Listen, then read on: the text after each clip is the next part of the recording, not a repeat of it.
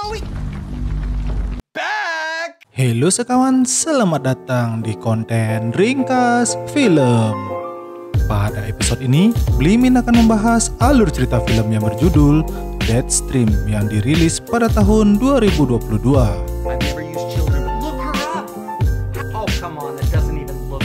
Film ini menceritakan tentang perjalanan seorang konten kreator yang sedang melakukan live streaming horor di sebuah rumah bekas korban bunuh diri. Ia pun hanya berbekal peralatan GoPro untuk merekam aktivitas di dalam rumah tersebut. Kalian penasaran dengan ceritanya? Langsung saja kita ke alur ceritanya.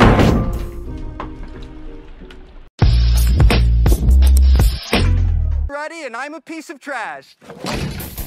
Di awal film, diperlihatkan seorang pria yang bernama Sean Rudy sedang membuat konten konyol yang dipenuhi adrenalin. Setelah 3 bulan akun sosial medianya terkena banned, akhirnya pada bulan Oktober, tepatnya saat Halloween, Sean berencana untuk kembali membuat konten yang di luar dari kebiasaannya, di mana Sean akan melawan rasa takutnya untuk melakukan live streaming menginap di rumah hantu terseram se-Amerika. Tune into my Livid channel on October 20 on Livid. Pada malam hari, Sean sudah tiba di rumah berhantu yang bernama Dead Manor dengan menggunakan kamera GoPro dan lighting seadanya. Ia langsung saja mencabut busi mobilnya dan lalu melempar searah semak-semak. Selanjutnya, ia memasang beberapa kamera GoPro di luar rumah dengan mode inframerah agar Sean dapat memantau dengan mudah melalui iPad-nya yang telah ia bawa dan terhubung langsung ke live streaming. Setelah itu, Sean langsung saja mencari jalan untuk masuk ke dalam rumah itu, di mana ia menemukan sebuah pintu yang hanya tersegel dengan kayu. Ia pun membuka segel itu dengan peralatan yang sudah dipersiapkan.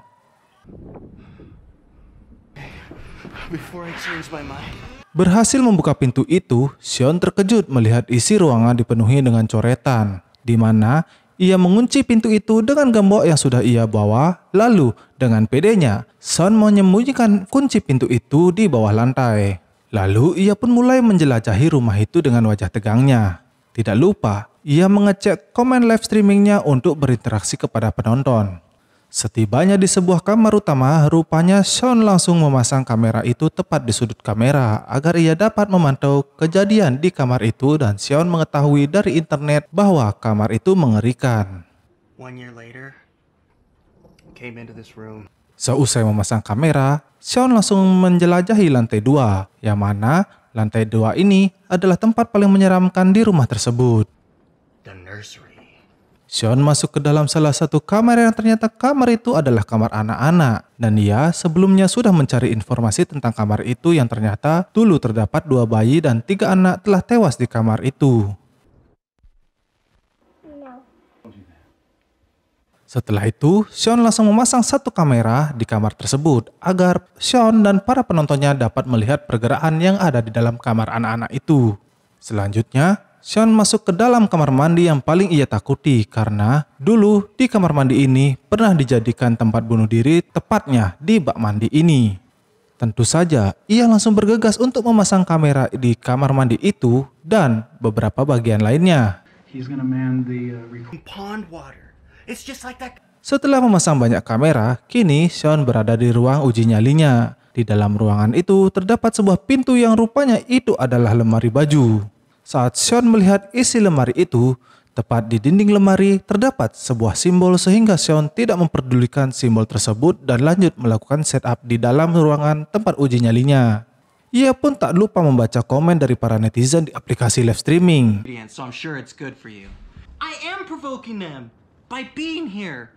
Lalu, ia harus bermain papan challenge demi viewernya yang ternyata ia harus memanggil roh yang berada di kamar anak-anak.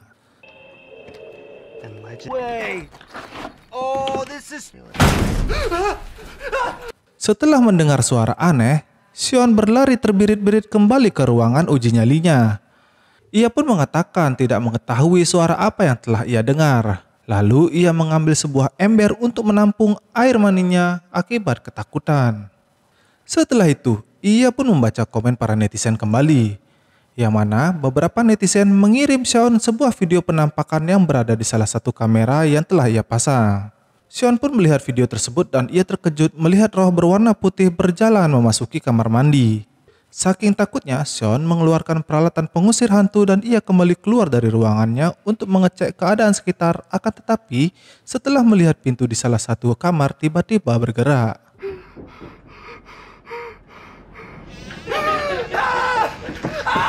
Sean kembali berlari ke ruangan uji nyalinya dan mengganjal pintu tersebut dengan meja. Tiba-tiba, ada seorang gadis bernama Casey membuka pintu itu dan mengaku fans berat dari Sean. Setelah berkenalan, Sean langsung membuka polling keluar rumah atau tetap tinggal di aplikasi streaming yang ia gunakan. Setelah Sean mendapatkan jawaban dari para penonton, ia melanjutkan uji nyalinya bersama Casey. Mereka pun mulai menelusuri bagian lantai 1, di mana Sean tiba-tiba kaget karena Casey menakuti Sean. Seriously? Chrissy, the hell you doing? Mereka langsung masuk ke dalam salah satu kamar.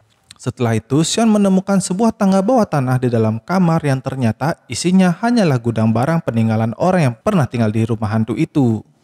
Sean tanpa sengaja menemukan sebuah buku kecil dan ia merasa optimis untuk mengungkapkan misteri dari rumah tersebut. What is that? It's a dead, mummified... Selanjutnya, Sean dan Casey mencoba untuk bermain papan Ouija untuk mengundang arwah gentayangan yang berada di dalam rumah itu.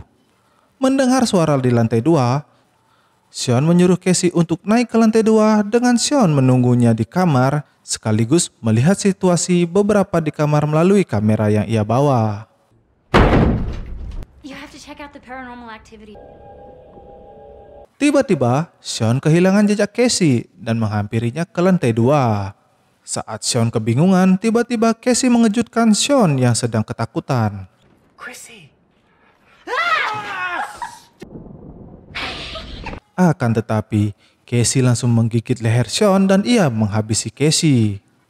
Sean yang sedang memantau kamera telah melihat ada seseorang berada di depan pintu markasnya. Ia pun sangat panik bersembunyi dan melihat video dari viewernya bahwa ada sebuah cara untuk menghabisi hantu tersebut. Ketika Sean keluar dari markas, ternyata hantu itu telah mengikuti Sean dan ingin menghabisinya. Ia langsung berlari ke lantai 1 dan ingin keluar dari rumah itu. Dengan segala cara telah ia gunakan untuk keluar dari rumah, akan tetapi usaha itu hanyalah sia-sia. Ia pun berlari mencari jalan keluar ke lantai 2 disertai banyak gangguan dari para hantu.